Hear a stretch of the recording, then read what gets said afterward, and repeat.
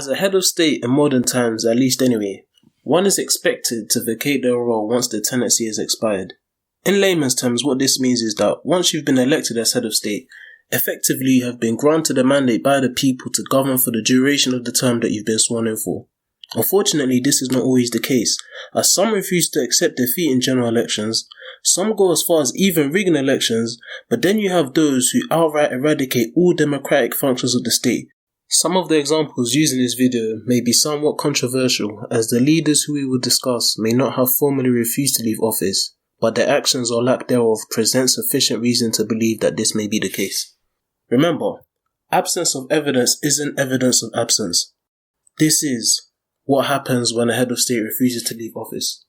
Putin. Mr. Vladimir Putin. Doubt he requires much of an introduction, but wouldn't be a great host if I didn't. So, formalities. In 1998, Putin was named head of FSB, which is the Federal Secret Service, by then President Boris Yeltsin. In 1999, he was promoted to Prime Minister by none other than, yes, you guessed it, Boris Yeltsin. Yeltsin's approval ratings were dropping exponentially, so he stepped down out of nowhere and named none other than his friend Putin acting president on the 31st of December. Putin solidified this position after reigning victorious in elections held shortly after in the March of 2000. Many believe Yeltsin only propelled Putin to the presidency in a bid to save himself. Well, it worked, because Vladimir pardoned him and granted him immunity from criminal investigations. Keeping it 100, Putin had to look out for him, because if not for Yeltsin, it's highly unlikely that we would even know who Putin is today. In 2008, he lost his treasured position due to constitutional limits.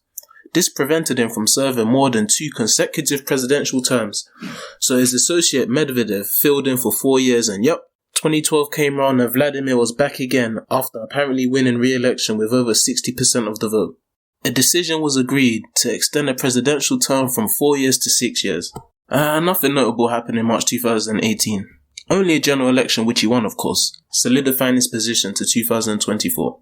Putin simply does not want to forfeit the reins. He seems so intent on controlling Russia himself.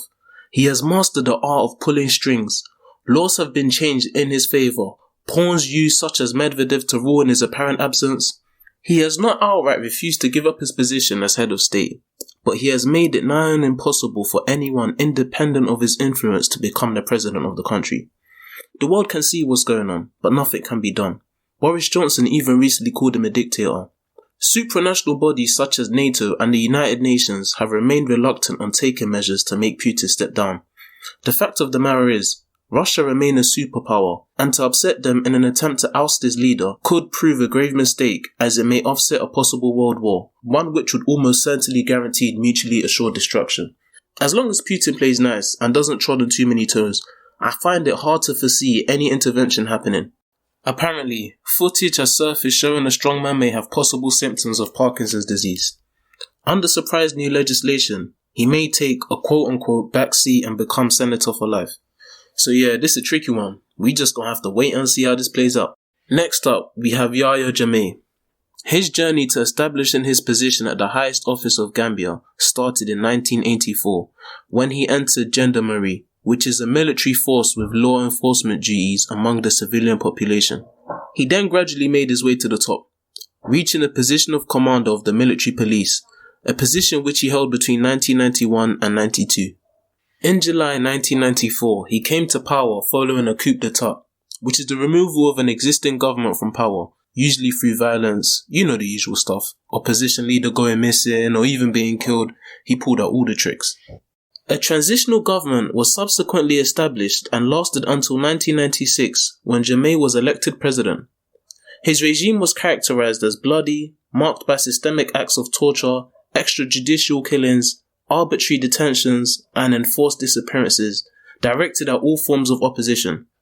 Ultimately, he ruled Gambia and challenged for 22 years up until December 2016, when he was defeated in the election by Adama Barrow, member of the opposition and current president of Gambia, but he later refused to leave office.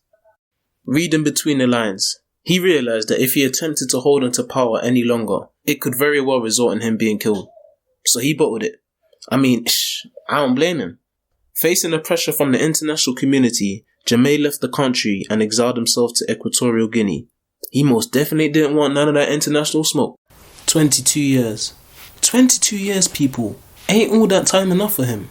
I mean, if you can't shape or influence the country in the way that you want in that time, that's even more indicative as to why you're not fit to be president. I mean, I don't understand. He could have literally died in office and he still would have been content. Anyway, enough of this guy, man. Now we have Kim Jong-un, who doesn't even hide behind a facade of exploiting statute or rigging presidential elections. He basically said, to hell with the rest of the world, I'm gonna be supreme leader for as long as I like and y'all can't do a thing about it.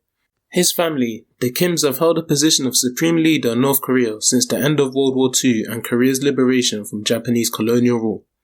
Kim Il-sung was the founding father of North Korea, where he ruled from 1948 until his death in 1994. He was succeeded by his son, Kim Jong-il, who served for 17 years until a fatal heart attack in late 2011. Leadership then passed to Kim Jong-il's 28-year-old son, Kim Jong-un, in 2012. Although there was speculation over his ability to maintain regime stability, he swiftly consolidated his power. He installed his own top personnel, reinvigorated the Workers' Party of Korea as the core political organ, and reclaimed power from elite factions that had been delegated authority in Kim Jong-il's latter years. Periodic purges of leadership are not out of the norm for North Korean leaders. Some have been brutal, such as the execution of Kim Jong-un's uncle, Jang Song-thaek, in 2013. Fun fact, although North Korea in fact do hold elections, not for the position of Supreme Leader though, they do for the Supreme People's Assembly, which is the only legislative body North Korea has. I'ma call it as it is. It has zero power. It's more a facade than anything. International media often hedge their reporting a bit, saying that the SPA has little power or influence, but that is not correct at all. In practice, it has zero. Laws are in fact written by the party apparatus and then merely approved by the SPA as a formality.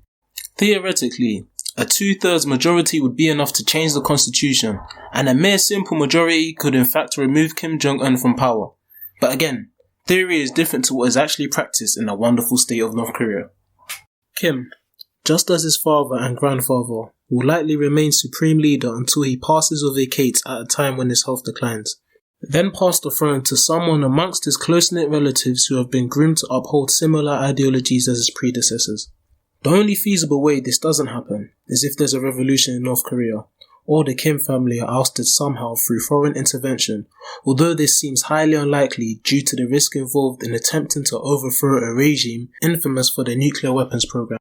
Foreign intervention offered to North Korea at the moment isn't aimed at ridding the nation of the Kims, but instead to urge them to denuclearize through financial and economic sanctions put in place to also punish the regime for cyber attacks, money laundering and human rights violations.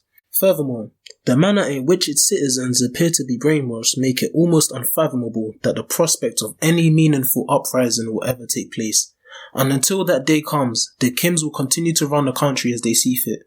What is the worst thing that could possibly happen when the head of state refuses to leave office? Death. Yeah, that wasn't hard. More specifically, murder. Well, that's exactly what happened to one Colonel Gaddafi. Muammar al-Gaddafi joined the military and staged a coup to seize control of Libya in 1969, ousting King Idris. His corruption, military interference in Africa, and record of horrific human rights abuses turned much of the Libyan population against him.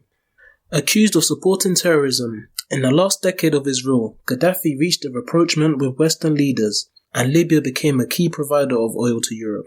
During the Arab Spring of 2011, NATO troops supported dissidents attempting to overthrow Gaddafi's government. After months on a run, on October the 20th of 2011, he was killed in his hometown of Sirte. This is somewhat an unfortunate case. Not on the basis that Gaddafi was a saint or anything like that. Oh no, we ain't saying that. But when you assess numerous leaders, or dictators for lack of a better term, who have ruled with an iron fist in recent times, they were still ousted with some dignity to spare. Just adjacent to this case was the overthrowing of Egypt's President Hosni Mubarak, who resigned due to popular unrest. I still remember the day it was announced Gaddafi had been killed. The images of his last moments, helplessly begging for his life, was just a pitiful way to go out for the self-proclaimed King of Kings. There's a saying that goes, "He who doesn't hear must feel." And the difference between Mubarak and Gaddafi was that in the end, one read the writing on the wall, and the other, well, too stubborn for his own good. Last, but certainly not least, we have the 45th President of the United States, Mr. Donald J. Trump. Seems as though Unc got a problem accepting the outcome of the presidential elections, which only took place a couple of weeks ago. More than anything, it's surprising that such a prominent democratic nation in the United States are suffering from the potential refusal of a peaceful transition of power. What perhaps is most concerning about the president refusing to concede is how the country lacks precedent for dealing with such a scenario. The peaceful transition of power is a bedrock of American society, and in past examples of contentious elections, resolutions have been made long before any refusal to concede. Before, when the presidency was in any way contested, cooler heads have prevailed in the interest of the peaceful transfer of power. The fact that the US Constitution makes no mention of how a president should be removed if they lose an election and refuse to hand over power to their opponent throws a spanner in the works. Trump seems so intent on throwing his toys at the pram, making claims from voter fraud to questioning authenticity of expanded mail-in voting. The reality of the matter is this.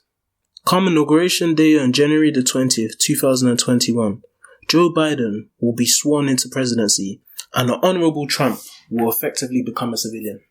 If Trump attempted to remain, Biden would have the authority as the new commander-in-chief to order the military or secret service to physically remove Trump from the premises. Donald, man, I know it's hard to accept defeat, but everything in life must come to an end. I mean, you're almost 80. Go enjoy. Take a long vacation in one of those private islands or something. All I'm saying is don't go outside, man. You're better than that. This is my take on everything that we've discussed. Numerous leaders have and will continue to refuse the transition of power through any means they can exercise. What we have been accustomed to in recent times is international bodies such as the EU and United Nations allowing leaders in countries that are so-called big shots to remain in power, as they realise confronting them head-on could result in global warfare. They'd much rather utilise other methods to keep them in check by enforcing economic sanctions such as limiting trade with such countries or freezing assets of those linked with their governments.